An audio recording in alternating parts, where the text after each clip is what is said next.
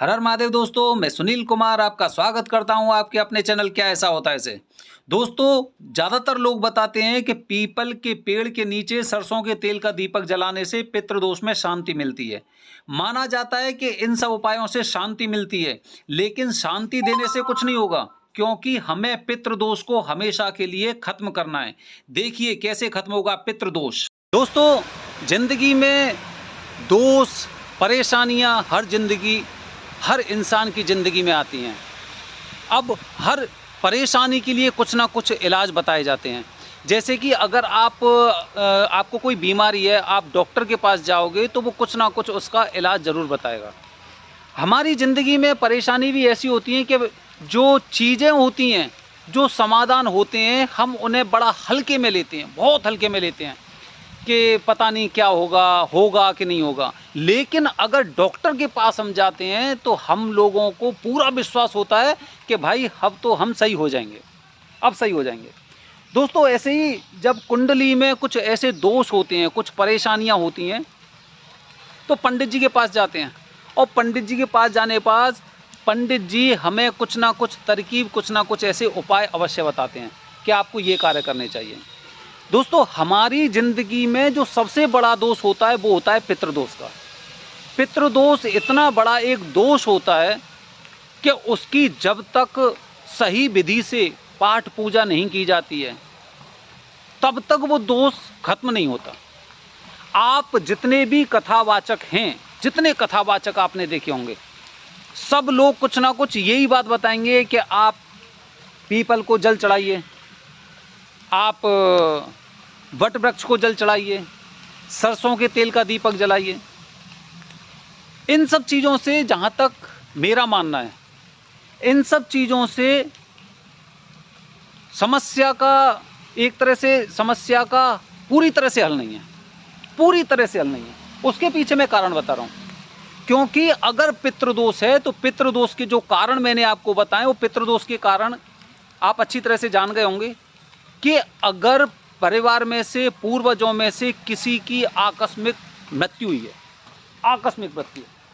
आकस्मिक मृत्यु दुर्घटनावश हो सकती है, या फिर कुछ हमारे जो पूर्वज थे उन्होंने कुछ ऐसा काम किया जैसे कि किसी सांप को मार दिया, या फिर सांप को मरते हुए देख लिया, या फिर सांप को मारने में मदद की है, तो ऐसे लोगों को मुक्ति नहीं मिलती।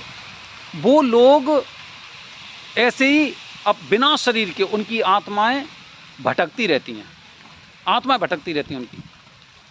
अब आत्मा भटक रही हैं तो पीपल का जो पेड़ है, जैसे मेरे पीछे आपको दिखाई दे रहा होगा, पीपल के पेड़ पर जल चढ़ाने से या फिर तेल का दीपक जलाने से, जहाँ तक हमें विश्वास है, उनकी आत्माओं को शांति नहीं मिल सकती। हाँ, ये है कि जो आत्माएं आपको परेशान कर रही थी वो शांत हो सकती हैं, मुक्ति नहीं मिल सकती। इसीलिए बताया गया है कि जैसे कि बहुत से लोग क्या है कि शांत में लगे रहते हैं। जैसे कि मैंने आपको बताया ना कि किसी इंसान को अगर बुखार आ गया तो आजकल लोगों की मानसिकता क्या है कि वो केमिस्ट पर जाकर कुछ मेडिसिन ले आते हैं कि भाई मुझे बुखार आ रहा है, उसने पैरासीटामोल दे दी। भाई मेरे पेट में दर्द हो रहा है, उसने कोई और जैसे नॉर्फ्लक्स टीजर्ड है वो दे दी। या फिर वो कह रहा है कि भाई मुझे तो सुबह ही सुबह एकदम वॉमिटिंग होती है, तो वो लोग क्या करते हैं, चल ठीक है भाई पेरानॉर्म खा ले, सुबह खाली पेट खा लेना, ऐसे करके। उससे आपको उस समस्या का समाधान नहीं मिलेगा, ये आप भी जानते हैं, क्योंकि हो सकता है कि आपने दवाई खाई और कल फिर दोबारा से आपको बुखार चढ़ गया।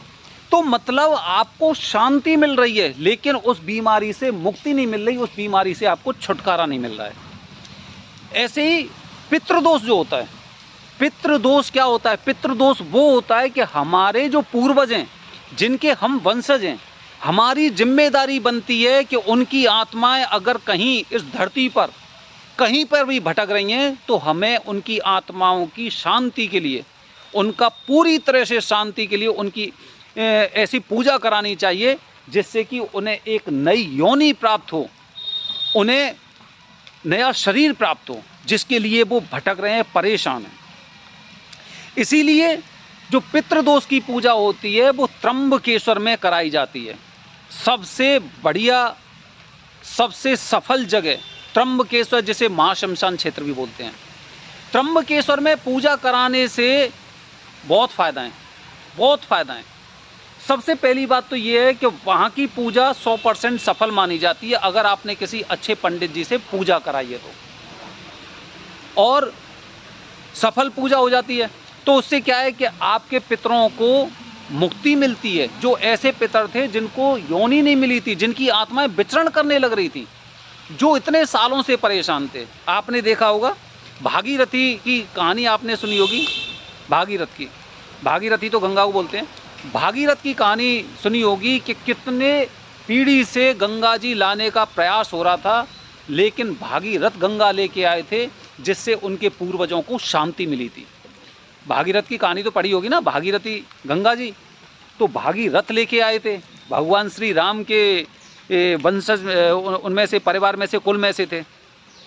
कितने लोगों ने प्रयास किया था, तब तक उनकी आत्माएं विचरण कर रही थी। सोचिए, तब तक उनकी आत्माएं विचरण करने लग रही थी कि इनकी आत्माओं को मुक्ति और शांति कैसे मिलेगी।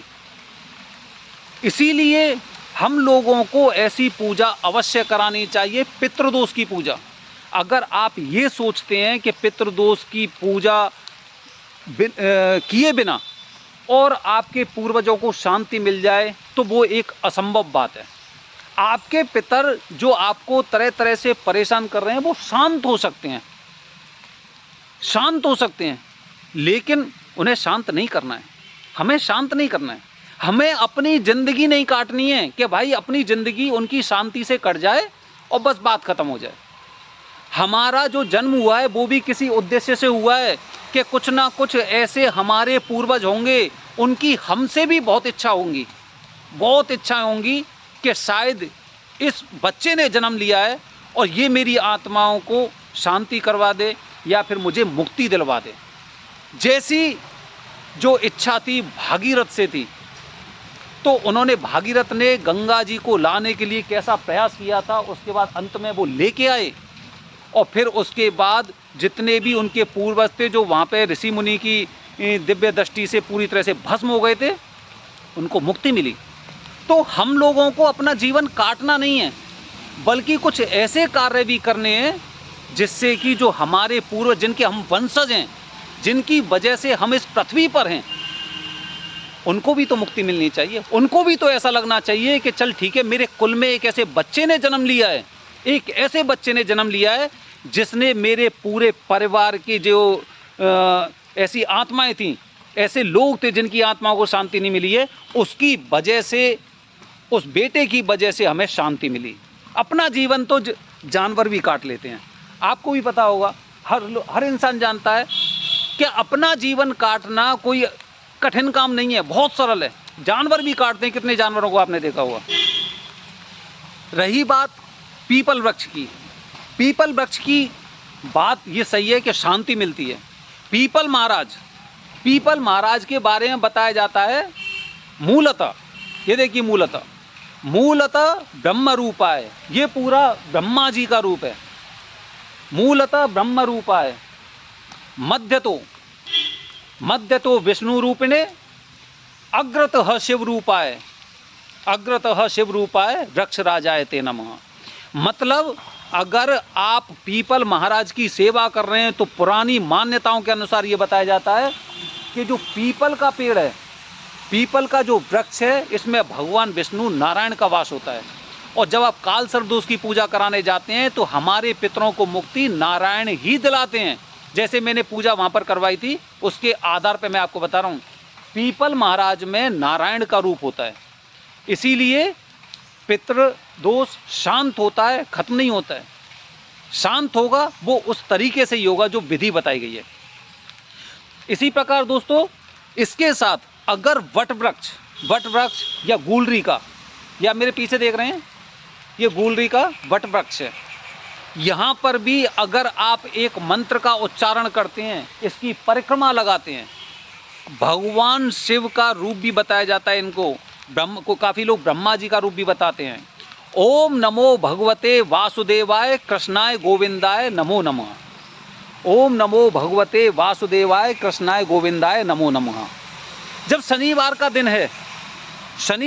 दिन है तो उसके बाद अगर आप इन दोनों वृक्षों की अगर एक बार परिक्रमा भी कर लेते हैं, और तीसरा वृक्ष भगवान शिव का अवतार, भगवान शिव का स्वरूप, पुराणों में या फिर महाशिव पुराण में कहा गया है कि जो बेलपत्र होता है भगवान शिव का रूप होता है। इसीलिए जब भी आओ कहीं पर भी आपको बिल्व वृक्ष दिखाई देता है, बिल्व पत्र का पेड़ जो बिल्व वृक्ष दिखाई देता है, इसका आपको हमेशा भगवान शिव के समान सम्मान करना चाहिए। तो ये तीन वृक्ष मैंने आपको बताए, तीन वृक्ष हमारी सृष्टि के स्तंभ हैं। अगर हम इनकी सेवा करते हैं तो इससे हमारे पितर भी खुश होते हैं, और जिस प्रकार के जो मंगल दोष, राहु दोष और शनि दोष में भी बताया जाता है कि पीपल की पेड़ की सेवा करनी चाहिए या फिर वहाँ पर सरसों के तेल का दीपक जलाना चाहिए। तो दोस्तों इस तरह के दोष खत्म हो जाते हैं। धन्यवाद दोस्तों। हर हर महादेव।